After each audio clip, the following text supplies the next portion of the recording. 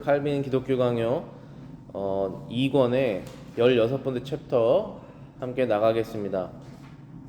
16번째 챕터에 있는 내용은 그리스도께서 우리를 구원하시려고 속죄죄의 직분을 이루시는 방법이 있는데, 그것은 그분의 죽음으로, 그분의 부활로, 그분의 승천으로 속죄죄의 직분을 이루신다라는 것입니다.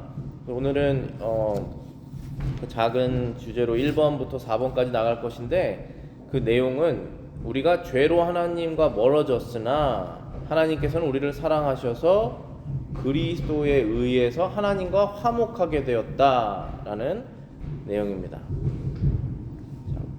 1번 주제입니다. 구속자. 우리는 사도 베드로의 말처럼 의와 자유와 생명과 구원을 그리스도에게만 구해야 하는 목적 한 가지를 지금까지 말하고 있다. 지금까지 칼빈이 설명하고 있는 그리스도 안에서의 구원이라는 것이 무엇이냐면, 의로움과 죄에서의 자유와 영원한 생명과 구원이 오직 그리스도 안에만 있다라는 것을 말하고 있다는 것입니다. 사도행전 4장 12절입니다. 다른 이로서는 구원을 받을 수 없나니 천하 사람 중에 구원을 받을 만한 다른 이름을 우리에게 주신 일이 없음이라 하였더라. 이 세상에 있는 어떠한 사람을 통해서도 우리가 구원받을 수 있는 방법이 없다라는 것입니다. 그러면 하나님께서 사람에게 구원받을 수 있는 이름, 그 이름을 어떤 이름인가 하면 예수라는 이름이죠. 영어로는 지저스라고 하는 이름입니다. 그리그로는 제수스라고 하는 그런 이름인데, 이 이름이 우리가 여러분들 각자 이름 자기 자신이 지지 않으시잖아요. 부모님이 지어주시죠. 태어나기 전에 지어지지 않습니까? 그렇다면 이 예수라는 이름은 그의 부모가 지은 것이냐? 그렇지 않죠. 천사가 하나님의 명령을 받아서 이렇게 이름을 지어라라고 말씀하신 것이죠. 그 이름, 그 예수라는 이름을 통해서 사람은 구원받는다라는 것입니다. 마태복음 1장 22절에 있죠. 21절. 아들을 낳으리니 이름을 예수라 하라. 이는 그가 자기 백성을 그의 죄에서 구원할 자이심이니라. 그분이 이제 하나님의 백성을 죄에서, 그 하나님의 백성 스스로의 죄에서 구원할 자이시기 때문에 이름을 예수라 하라. 그 이름의 뜻입니다. 따라서 우리가 구원을 얻어야 되는데, 예수라고 하는 그분으로부터 조금이라도 우리가 멀어지는 순간 우리의 구원은 마치 없는 것처럼 퇴색된다라는 것입니다. 그러니까 저와 여러분들의 구원이, 난 하나님께 구원받았고 하나님의 백성으로서 영원한 나라에서 살 것이다 라고 하는 그 구원의 확신이 어느 날은 강하게 있다가 점점점 퇴색하게 된다면, 그 뜻은 그리스도와 멀어졌다는 것입니다. 그래서 다시 그리스도께 가까이 가야 되는 것이죠. 예수의 이름은 광명일 뿐 아니라 양식이요 기름이니 그것 없이는 영혼의 모든 양식이 메말라 버릴 것이요 그것은 소금이므로 그것이 없다면 우리 앞에 있는 것이 모두 무미할 것이요 필경 그것은 우리 입의 꿀이요 귀의 멜로디요 우리 마음을 즐겁게 해주는 것이요 동시에 약이 된다. 따라서 모든 의논에서 그의 이름이 없다면 무미한 것이 되고 만다. 자, 저와 여러분들이 이 굉장히 다양한 예로 예수님이 우리의 인생에서 어떤 역할을 하시는지 지금 설명해 놓으신 것인데, 우리가 대화 중에 예수 그리스도가 빠져 있다면 우리의 대화는 무미건조할 것이다. 우리 인생 가운데 예수 그리스도가 빠져 있다면 우리는 어둠을 갈 것이다. 배가 고플 것이다. 영적으로 그런 것이죠. 기름이 없는 것처럼, 소금이 없는 것처럼, 멜로디가 없는 것처럼 즐거움이 없을 것이다. 예수 그리스도 이름은 약이 된다. 저와 여러분들이 우리 스스로의 죄로 인해서 우리 스스로에게 상처를 주는, 우리가 죄를 지면은 가장 쉽게 하는 또 다른 죄가 나의 이 죄는 다른 사람 때문이다 라고 그 사람을 블레임을 하게 되죠. 그러한 다양한 죄로 인해서 우리가 스스로 상처를 입었을 때 우리에게 약이 되시는 그리스도 예수의 이름이시다 라는 것입니다. 더 나아가기 전에 긍휼의 하나님께서 그리스도를 통해 우리와 화목하게 되기까지는 우리가 원수였다는 사실을 그것이 당연했다는 사실을 아는 것이 중요하다라고 말하고 있습니다. 우리가 예수님에 대해서 얘기를 하기 전에 그분이 우리에게 어떤 분이신가를 알려면 먼저 알아야 될 것이 있는데, 그 하나는 우리가 하나님과 화목하게 되기 전까지, 그러니까 그리스도를 통해서 하나님께서 우리를 화목하게 인정하시기 전까지는 우리가 하나님 앞에서 어떠한 존재였는지를 아는 것이 중요하다. 어떠한 존재였냐 하면은 하나님과 원수다라는 것입니다. 여러분들이 생각하시는 사람 중에 나에게 가장 원수 같은 사람이 있다면 사랑으로 용서하셔야겠죠. 어쨌든 그 사람, 원수 같은 그 감정 있지 않습니까? 좋은 것을 하나도 찾을 수가 없습니다. 사실은 있지만 우리의 원수에게도 좋은 것이 있습니다. 그래서 우리는 그 부분을 보고 그를 사랑해야 됩니다. 그런데 우리 마음속에는 하나도 좋은 것이 없다라고 생각하고 있지 않습니까? 그 원수에 대해서. 그런데 하나님께서 우리를 보실 때 원수처럼 보셨다는 것입니다. 예수 그리스도 안에서 우리가 구원받기 전까지는 그 사실을 알아야 된다. 하나님께서 만일 그 값없는 은혜로 우리를 감싸주시지 않았다면 하나님께서 독생자를 보내시지 않으셨을 것이다. 하나님께서 원수 됐을 때 우리를 사랑하셨다. 로마서 5장 10절입니다. 곧 우리가 원수 되었을 때에 그의 아들의 죽으심으로 말미암아 하나님과 화목하게 되었은즉 화목하게 된 자로서는 더욱 그의 살아나심으로 말미암아 구원을 받을 것이라. 분명히 말씀하고 있습니다. 우리가 하나님과 원수 되었을 때에 하나님께서 그 아들을 보내셔서 죽게 하심으로써 하나님과 우리가 화목하게 되었다.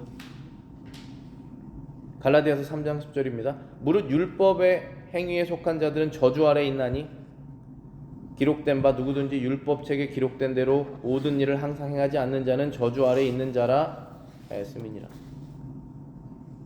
골로새서 1장 21절입니다. 전에 악한 행실로 멀리 떠나 마음으로 원수가 되었던 너희를 이제는 그의 육체의 죽음으로 말미암아 화목하게 된다.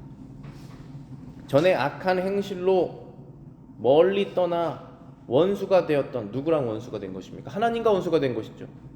하나님과 원수가 되었던 너희를 이제는 그리스도의 육체의 죽음으로 말미암아 화목하게 되었다라는 것입니다. 분명히 성경은 계속적으로 말하고 있습니다. 그리스도 안에서 거듭나기 전까지 사람은 하나님과의 원수였고 그들이 사랑하는 것은 악이었고 그들은 율법 아래에 있기 때문에 저주를 받아 마땅한 존재들이다라는 것입니다. 그래서 우리가 그리스도가 누구인지, 하나님께서 우리를 어떻게 구원하셨는지를 알기 전에, 우리가 구원받기 전에 어떠한 상태였는지를 알아야만 한다라는 것입니다. 그래야만 그가 구원을 감사하게 여길 수 있다라는 것이죠. 그 부분 여기 설명하고 있습니다. 칼빈이. 이러한 말씀들은 그리스도와 분리된 우리의 상태가, 자 보십시오. 그리스도와 분리된 우리의 상태. 그러니까 그리스도가 우리 인생 가운데 없는 상태입니다. 그리스도가 내 마음속의 주인이 아니세요. 예수 그리스도가 나랑 아무런 관계가 없는 존재입니다. 그때 분리된 상태, 그때에 우리의 상태가 얼마나 비참하고 멸망받을 수밖에 없는 상태였는지를 이해할 수 있다. 이러한 성경 구절을 통해서 하나님의 진노와 보복과 영원한 죽음이 우리에게 임할 수밖에 없었다는 것이 분명히 언급되지 않았다면 하나님의 긍휼 없이 우리가 얼마나 비참한 형편에 있어야 했는가를 거의 모를 것이다. 동시에 하나님이 우리를 해방시켜 주신 은총을 과소평가할 수밖에 없기 때문이다.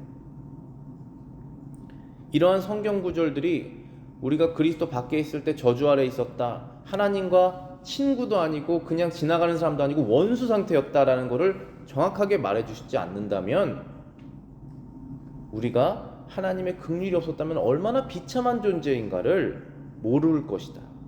동시에 하나님께서 우리를 해방시켜 주신 그 하나님의 은혜가 얼마나 큰지 알 수 없을 것이고 심지어 과소평가할 것이다 라는 거죠.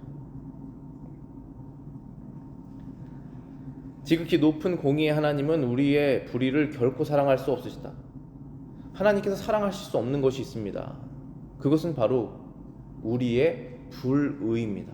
의롭지 않은 것, 죄악된 생각과 행동과 뜻들, 말들, 그것을 사랑하실 수가 없습니다. 하나님은 죄를 사랑하실 수가 없으세요. 왜냐하면 그분은 공의로우신 분이시기 때문에, 거룩하신 분이시기 때문에 하나님께서 가신 곳은 죄가 파멸됩니다. 빛이 임하면 어둠이 사라지는 것이죠. 그러나 하나님께서 죄를 사랑하실 수는 없지만 하나님의 소유인 죄인 된 사람을 잃어버리지 원치 않으신다라는 것입니다.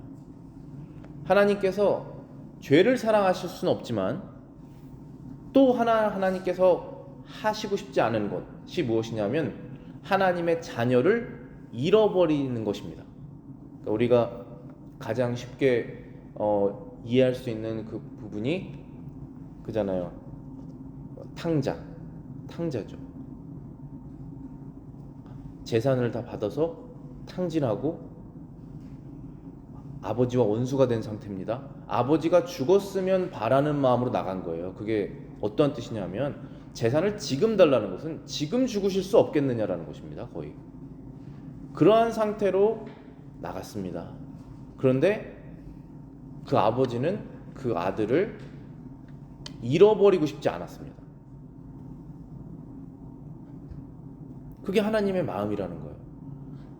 우리가 죄로 인해서 하나님으로부터 최대한 멀리 떠났지만 하나님께서 하나님의 소유를 잃어버리고 싶지 않으시다라는 것은 변함이 없다는 것입니다. 그래서 그럼 어떻게 해야 되느냐? 그분의 은혜로 우리 안에 사랑해야 할 무언가를 찾으신다는 것입니다.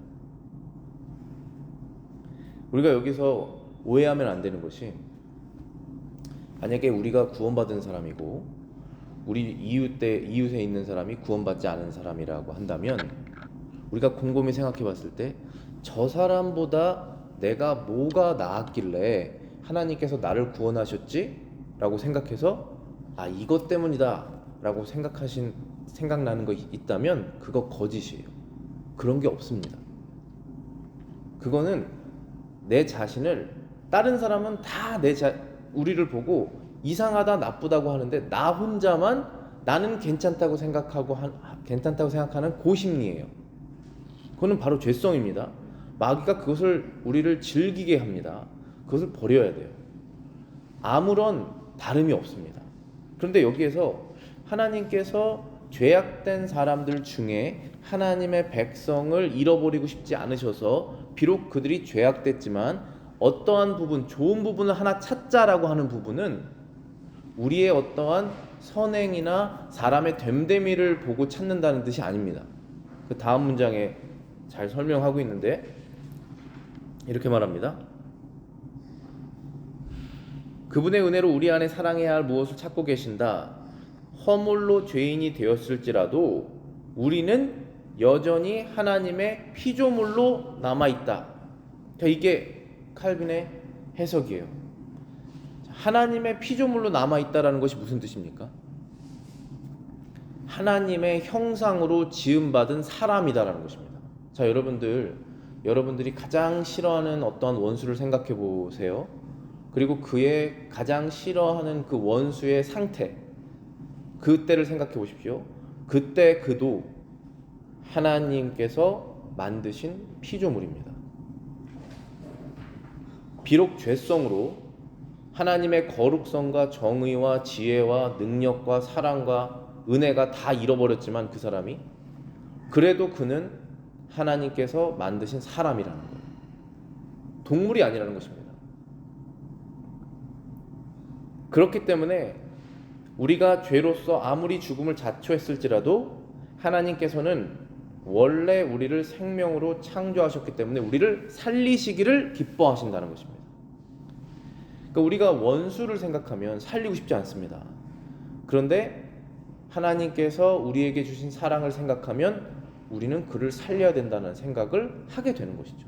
그 생각을 지울 수가 없습니다. 그러나 그럼에도 불구하고 하나님께서 우리를 사람으로 만드시고 그 사람을 구원하시겠다라고 생각하셨을지라도 여기에는 어려움이 있습니다. 모순이 있어요. 그것이 무엇이냐면은 공의와 불의 가운데는 영구하고 화해할 수 없는 모순이 있다라는 것입니다. 하나님은 공의, 정의로우신 분이시고 우리는 정의가 없는 상태고 하나님은 거룩하신 분이시고 우리는 거룩이 없는 상태인데 이 둘 안에는 뭐가 있습니까? 여기 칼빈의 표현으로는 영구하고 화해할 수 없는 모순이 있다. 영구하다는 거 무엇입니까? 영원하다는 것이죠. 영원한 화해할 수 없는 점. 그래서 하나님이 죄인이 되시거나 죄인이 의로운 사람이 되어야지 화해가 이루어지는 것이지 않습니까? 그래서 하나님이 죄인의 형상을 입고 오신 것입니다. 이 모순을 해결할 수 있는 방법이 그것밖에 없어요. 이것이 바로 복음입니다. 그런데 이 복음이 무엇인지 알기 전에 알려면 내가 어떠한 상태였는지를 아는 것이 중요하다는 것이죠. 저주 아래 있었다라고 하는 그 사실, 영원한 형벌을 받는 것이 너무나 당연하다라고 하는 그 사실을 우리가 알아야 뭐가 됩니까? 병자가 되는 것이죠. 그러니까 예수님께서 이러잖아요. 나는 병자가 의원이 필요하지 아픈 사람이 의원이 필요하지 안 아픈 사람이 의원이 필요하느냐 그렇게 말씀하죠. 예수님께서 죄인들을 찾으러 나가실 때 바리새인들이 예수님께서 죄인들하고 시간을 보내는 것을 그들을 받아들이는 것을 정죄했잖아요. 예수님을 어떻게 죄인들과 식사를 하느냐 하면서 그때 예수님께서 하신 말이 너희는 스스로 의롭다고 생각하지 않느냐 너희들은 내가 필요 없지 않느냐라고 말씀하시는 것입니다. 그리스도의 죽음 가운데 나타난 보상에 의해 우리 안에 있는 모든 죄악을 없이 해주셨다. 또 전에 더럽고 불순했던 우리를 하나님께서 보시기에 의롭고 거룩하게 보이도록 만드셨다. 여기서 중요한 부분은 하나님께서 보시기에 의롭고 거룩하게 보이도록 만드셨다. 자, 여러분들이 생각하고 계시는 사람에 대한 기준이 다 다양하실 거예요. 이 정도면 괜찮은 사람이다. 이 정도면 그래도 내가 시간 좀 보낼 수 있다. 이 사람하고는 친구 될 수 있다. 그 기준이 다양하지 않습니까? 어떤 사람은 높죠. 그래서 그 사람과 친구 되기 어렵습니다. 어떤 사람은 낮습니다. 그래서 모든 사람이 그의 친구가 될 수 있어요. 그런데 하나님의 기준은 얼마나 높을까요? 하나님께서 우리를 보시고 인상을 찌푸리지 않으시겠습니까? 근데 찌푸리지 않으신다는 거예요. 지금 이 복음은 하나님께서 보시기에 너무나 의롭다. 불순한 것이 하나도 없다. 더러운 것이 하나도 없다. 내가 너의 죄를 기억하지 않겠다. 누구 때문에 그렇습니까? 그리스도께서 십자가에서 우리를 위해서 죽으셨기 때문에 그분이 보시기에 하나님이 보시기에 심지어 그분이 보시기에 의롭다고 생각하는 상태로 만드셨다는 것입니다. 그게 저와 여러분들이 우리 스스로를 사랑할 수 있는 방법이에요. 여러분 스스로를 제대로 사랑할 수 있습니까? 죄가 무엇인지 아는 상태에서 하나님께서 싫어하는 죄가 무엇인지 이제 우리가 마음이 변화돼서 양심이 바뀌어서 알고 있는 상태에서 우리 스스로를 어떻게 사랑할 수 있습니까? 바로 이 부분입니다. 하나님께서 나를 완전하게 거룩하게 생각하시고 의롭게 생각하시는데 내가 왜 나를 그렇게 사랑하지 못할까? 그 사랑을 우리가 충분히 받아봐야 그런 다음에 남들에게 사랑을 베풀 수 있게 되는 것이죠. 실로 하나님께서 우리를 사랑하셨기 때문에 우리를 자신과 화목하게 하신 것이다. 요한일서 4장 19절이죠.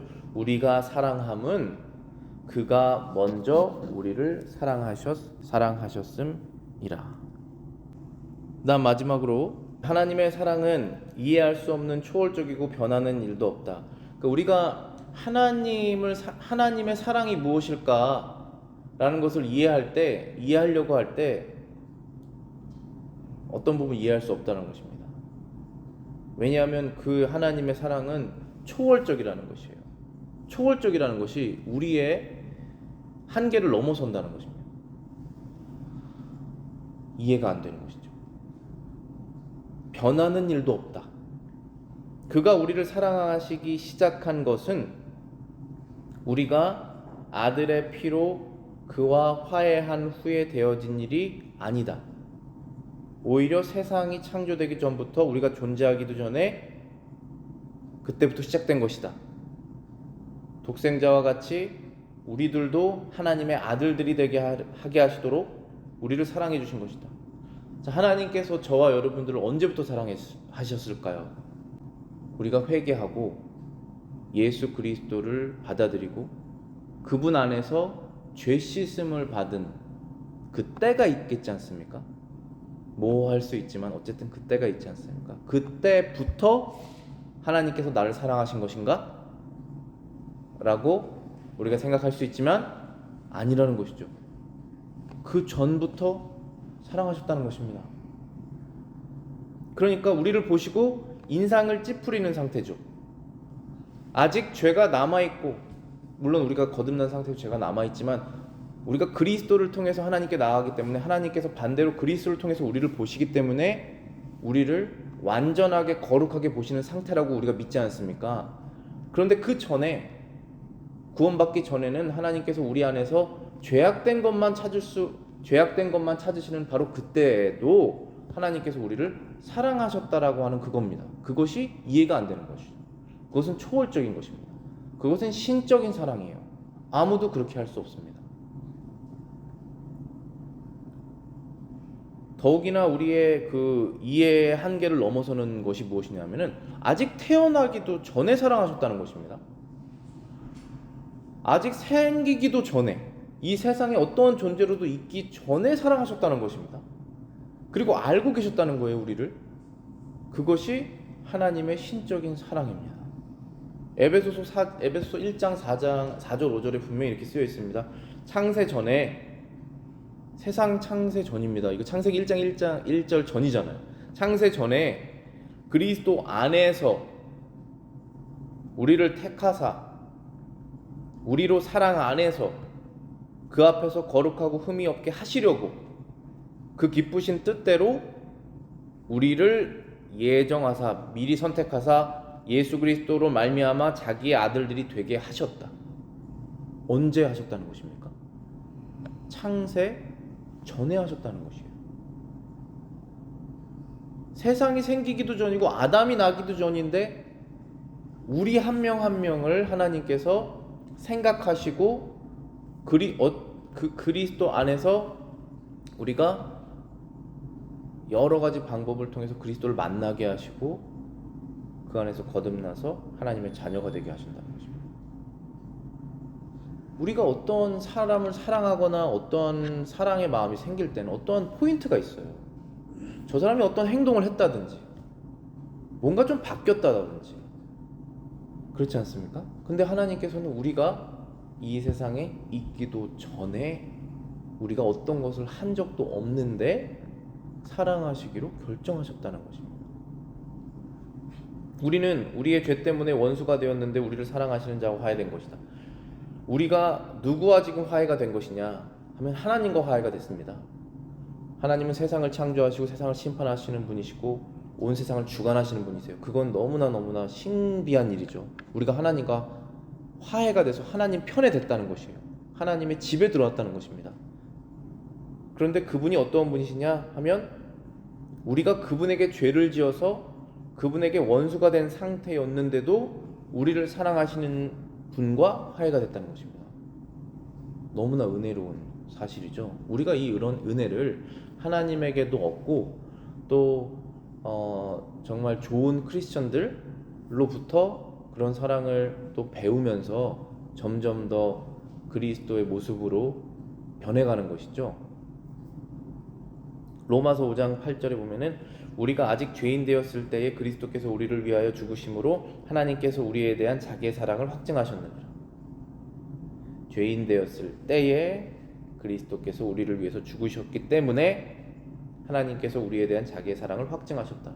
하나님 저를 얼마나 사랑하십니까? 하나님의 사랑이 어떻게 확실하게 저에게 보여줄 수 있습니까? 어떻게 보여줄 수 있습니까? 예수 그리스도 빼고. 여러분의 인생 가운데 여러분들이 원하는 어떠한 시점에 원하는 것을 얻으시면은 하나님의 사랑이 확증됩니까? 그럼 그 원하는 것이 좀 이따 없어지면 하나님의 사랑이 확증되지 않습니까? 그렇게 확증되지 않습니다. 하나님의 사랑은 어떻게 확증이 되냐면은 예수 그리스도로 확증되는 거예요. 그분께서 십자가에서 죽으시고 부활하신 사건으로 확증되는 것입니다. 태어나신 사건으로 확증되는 것이에요. 왜냐하면 우리가 아직 죄인 되었을 때에 구원을 원하지도 않았을 때에 그리스도께서 우리를 죽으셨기 때문에 하나님의 아들이 죽으셨기 때문에 그것으로 하나님의 사랑이 확증됩니다. 무슨 일이 일어나도 이 사랑에서 끊을 수가 없다는 거예요. 마귀가 세상에 힘을 갖고 있습니다. 그 힘으로 우리의 상황을 안 좋게 하고 건강을 안 좋게 하고 어떤 것을 안 좋게 하고 힘들게 하고 그러면은 우리가 하나님이 나를 사랑하시는 것이 아닌가? 그 하나님의 확증이 희미해지게 만드는 것이죠. 근데 다시 어디로 돌아갑니까? 우리는 그리스도께서 나를 위해서 죽으셨다는 사실은 변함이 없거든요. 그분이 천국에서 부활하셔서 살아계시다는 사실은 변함이 없거든요. 그래서 하나님의 그리스도 안에 있는 사랑에서 끊을 수 없다고 그러지 않습니까? 그게 확증된 거예요. 어거스틴이 이렇게 말합니다. 하나님께서는 우리가 그를 미워했을 때에도 놀랍고도 신적인 방법으로 우리를 사랑하셨다.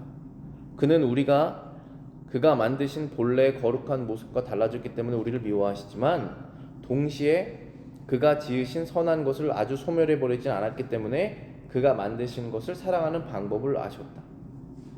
우리가 이 하나님께서 사람을 사랑하는 방법을 우리도 배워야 돼요. 이 사랑을 우리가 배우면서 우리가 참 그리스도인이 됩니다. 이것이 무엇이냐면은 하나님께서는 우리가 그를 미워했을 때, 우리가 하나님을 미워했을 때에도 놀라운 방법으로 우리를 사랑하셨다. 신적인 방법으로 우리를 사랑하셨다. 그것은 비록 우리가 그가 만드신 거룩한 본래의 모습을 다 잃어버렸습니다. 마치 탕자처럼 아버지의 그 부유한 집에서 정말 왕자처럼 자랐던 그러한 모습이 다 없어지고 돼지 농장에서 돼지 열매 먹고 거지처럼 있는 그 상태입니다. 그렇게 됐을지라도 그래서 그 상태를 싫어하실 수밖에 없습니다. 그 아버지가 그 상태가 된 걸 얼마나 싫어하겠습니까?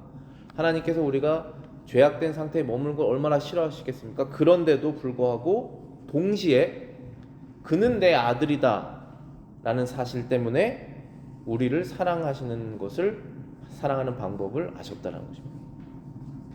그가 지은 선한 것을 완전히 소멸해 버리지는 않았기 때문에 그것은 아직도 우리가 사람이기 때문에 아직도 하나님의 형상을 갖고 있는 사람이기 때문에 비록 다 훼손됐고 찾아볼 수도 없지만 그가 하나님의 형상으로 지음받은 사람이기 때문에 하나님께서 그들 중에 하나님의 백성을 찾으신다는 것입니다.